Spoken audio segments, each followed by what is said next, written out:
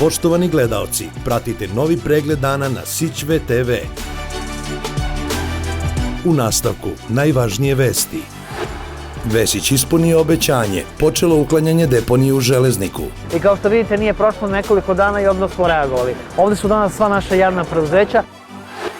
Vesić poručio da grad Beograd nastavlja sa podrškom Birfestu.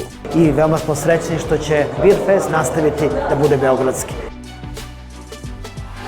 Vesić sa penzionerima Grocke. Puna podrška politici Aleksandra Vučića. Došao sam da vam prenesem pozdrave od našeg predsednika Aleksandra Vučića. Vesić na druženju sa penzionerima Palilule. Zajedno možemo sve. Živela Srbija i živeo Beograd! Hvala na pažnji i ostanite uz naš program.